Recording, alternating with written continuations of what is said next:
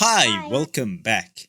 3.0 is coming out in a few more weeks. We all know by this point is that there's going to be a new path, which is of course Remembrance. While the new path seems great when you first look at it, it might actually bring a set of problems with it that would be pretty consequential if they go undiscussed or unfixed. Adding a new path to the game is pretty ambitious, and it has to be done right to maximize the pros and minimize the cons. It's not all sunshine and rainbows, so let's take a look at the good, the bad, and the ugly of what the Remembrance path is so far shaping up to be. Before we start, you should like, comment, and subscribe for more content like this in the future, and join the Express Rain Discord server, where you can find more discussions just like this one. We're currently at 2,770 subs, and while my original goal was 2,500 subs, let's try and make it to 3,000 before the end of the year. That would be cool, so I'd really appreciate it if you would subscribe. Now let's get on to it. So first things first, let's take a look at everything good the Remembrance path is going to bring. First and foremost, and definitely most importantly, it's a new path. It's going to make things feel fresher for a while, other than keep every single member of the cast a part of 7 paths and 7 paths only. It's going to bring about different playstyles, different niches, and units to fit those niches. It's a good step forward to make the game a little bit more complex and introduce new systems and team comps without making it harder to understand whatsoever. There's nothing hard to understand about a path with summons. A new path would also bring many new players or old players back, give them new shiny toys to play with, and keep them playing for a while longer and prevent burnout. Another huge pro is that it shows the devs aren't afraid to add a new path. Unlike another Hoyo game which refuses to add new weapons, which is basically the equivalent of paths in HSR, HSR's dev team seems like they will be adding new paths, which is definitely exciting for the future.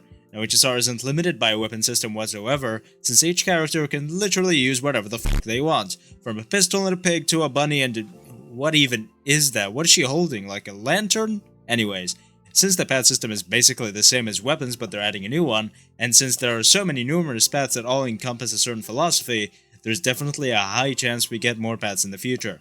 I don't think we'd ever get a new element since we already have plenty, and adding a new element wouldn't really make sense in Star Rail because they don't interact with each other whatsoever. Adding a new element would just make some enemies super annoying and it would be tedious until you get a character from that new element, so getting one path this early into the life cycle of the game is definitely a good omen, which hopefully means we're going to get more later. However, again, it has to be done right. Another big pro that I'm a huge fan of is that it's the meta directly after Super Break. Many players, including myself, find Super Break insanely boring, and since we're going to be getting something new finally after Super Break's been dominating the meta for the past few months, it's going to feel way more fresh. Of course, we all know why I hate Super Break. It gives you a free unit that gives you free damage no matter what your stats are or if you're even using the right relic set or a light cone. And that damage ends up being so huge that it's a huge factor in causing HP inflation. Because Remembrance isn't going to be an insanely easily accessible mechanic that deals a shitload of damage yet has some detrimental weaknesses when it comes to enemies that can't be broken. It's going to blow some fresh air into the game again, since we won't be getting nearly as many break buffs in the endgame modes anymore, and hopefully when we get a new character people have been looking forward to for months, we won't be disappointed to hell again when it turns out they're a goddamn break support. Anyways, since it's not super easily accessible, there's a chance that HP inflation is going to slow down. There are some clues that will continue though, but we're gonna talk about those in a bit. So let's move on to the bad and the ugly, and honestly there's a little more. Those 3 pros that I mentioned probably don't even compare. I am very hopeful that they will do a good job because HSR's dev team are genuinely good aside from the MOC HP inflation, but I'm also worried about the following subjects. First off is the identity of Remembrance. I already made a video about this, but basically, all paths in the game have a role they fulfill, and most characters follow the rules of their path other than an exception or two. Remembrance does not have a role it can play in the party, its only role is having a summon, and because having a summon isn't a party role, it breeds a few problems like misunderstanding the character's kits before they come out, not being able to make up your mind without looking at leaks. If Remembrance also doesn't have a set of path rules, which by the way, other than has a summon, it still doesn't, then other paths in the future could also be incredibly vague and abstract and thus create even more confusion in the future. This isn't a super big problem, but it's still something to think about and still something that should definitely be addressed. Every path should have its own set of rules, otherwise the only reason the path system exists is to limit the use of certain icons to a certain group of characters. When a game sets rules for itself it should follow them, and in the case of the Remembrance path then, again, having a summon is not a party role. I've already explained what they could do with Remembrance units in the other video about Remembrance's identity, go check it out after this one. The next problem has to do with HP inflation, again. While Remembrance could help slow down HP inflation, It could also speed it way the fuck up because of characters coming in the future. Specifically, Castorise, who is going to drop on the anniversary, and the popular opinion in the Expressway and Discord server is that she's incredibly powerful and definitely going to be more powerful than Acheron and Facial. Yesterday, one great content creator, Fleur or Flator, uploaded a video about HP inflation and how it's a symptom of characters having insanely bloated kits.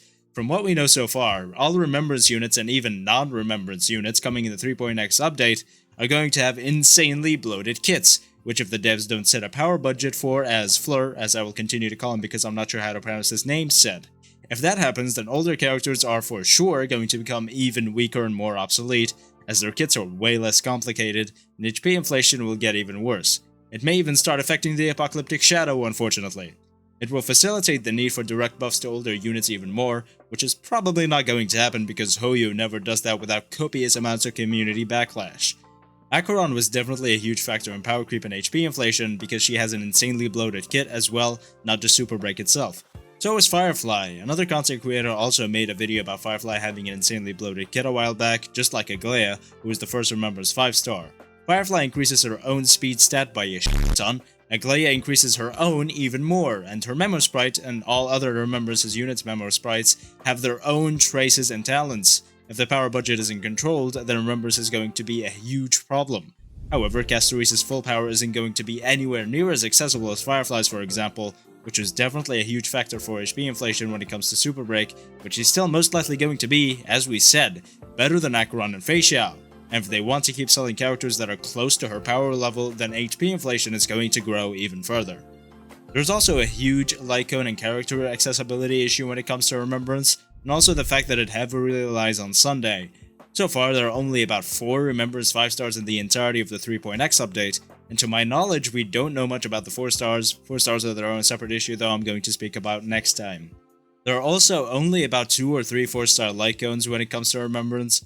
Most players are going to have a pretty hard time collecting enough 4-star Lycones for their Remembrance units, so they're going to be heavily incentivized to pull the best in slot 5-star Lycones instead, as most players are barely going to have 1 or 2 copies of a single 4-star Lycone, aside from the one in the Forgotten Hole shop.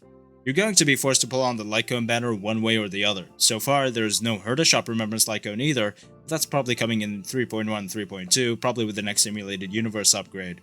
Another accessibility issue, as we said, is of course Sunday. Now the first thing many people have already said is, Sunday won't be the best. Some Remembrance units may be break DPS characters, and while Sunday would be less useful if there were Remembrance break units, it's just that there are no Remembrance break units. We know that because they're obviously moving away from break in 3.x. First clue is that in the 3.1 Apocalyptic Shadow, you won't even be able to break the damn boss. Super Break is going to be entirely useless against that thing. Sure, you will be able to use it against the other half most likely, but it's obvious with that boss they're moving away from Super Break. Fugue is probably going to be the last break-related character they're dropping for a very long period of time, and also again, we know basically everyone coming all the way from 3.0 to 3.3, none of them are break units. Sunday is going to be the prime support for summon units, and while 3.1 we're getting Tribby, there's also a 5-star Harmony unit. She's not going to be as powerful as Sunday for Remembrance specifically. So every Remembrance character's true power is going to be locked behind Sunday, which eventually is going to get pretty damn annoying. And this time, it's not like Facia where she clears like half a cycle or 1 cycle slower without Robin. Aglaya with Sunday can easily 0 cycle the 3.0 MOC, but Aglaya without Sunday barely clears it on like 4 cycles. Sunday is that powerful, and Remembrance units are going to need him that much. He's probably going to be in the most pulled rerun next time he's on the batter. So because of the limited amount of Lycones and Sunday being the best support by far, there's a huge accessibility issue with Remembrance. It's like the opposite of Super Break. Super Break is insanely powerful and way too accessible, while Remembrance is going to be insanely powerful but not accessible enough. Another thing I really hate about Remembrance, which actually ties into the identity point, is that it isn't really unique enough. In my opinion, what Memo Sprites actually are don't really warrant a new path. Sure, as we said, a new path is great, but Memo Sprites are literally just normal summons like Numby and Lightning Lord with extra steps. We thought at first you'd be able to control them directly like you used to be able to do during the Trash Can event, but other than having HP and needing to be directly summoned, they act exactly like Lightning Lord and Numby do. Linksha's Bunny also needs to be summoned, by the way, so they gave us a whole new path for something that already exists in the game that isn't even a direct party role. Aglaia could have just been a destruction character and nobody would have batted an eye, while Remembrance TB could have been a Harmony unit that just attacks enemies, and we already have Harmony units that attack enemies like Asta, Hani, and Yukong. It is nowhere near different enough to warrant a whole new path. I feel like they just smacked on the title of the new path simply for just lore and marketing. And while that isn't bad necessarily, it also just seems incredibly lazy and uncreative. We should have been able to directly control the summons, and they should have had a whole ass basic skill and ultimate. They should have been a full-on new unit rather than just being a Lightning Lord disguised as a less glorified 5th party member. Finally, because it's a new meta, then you should definitely be worried about them overselling this meta when it comes to endgame content. There are only 4 Remembrance 5-star units, but there is a huge chance they way oversell Remembrance units when it comes to endgame content, and make it unclearable or at the very most very hard to clear without Remembrance units. Simple marketing says that endgame content during this period will 100% cater to Remembrance units, but they have to play it better than they played it with Super Break. If Super Break was locked behind a limited 5-star unit than like Harmony MC, then the insane overselling of Super Break would have been a much bigger problem than it actually ever was. So if they oversell Remembrance like they did Super Break, then it could become a problem, since we also talked about how inaccessible the true power of Remembrance actually is. And that's it. Remembrance is going to be great, probably, but I am a little worried about it. It's mostly just about HP inflation and endgame content, and if they don't play their cards right, things will definitely get out of hand. Best case scenario is that Remembrance isn't overpowered and inaccessible, and it doesn't ruin the meta. Let's pray. Thank you so much for watching. Like, comment, and subscribe for more content like this in the future, and join the Express Rate Discord server for a community filled with discussions just like this. Thank you so much again for watching, and I will see you next time.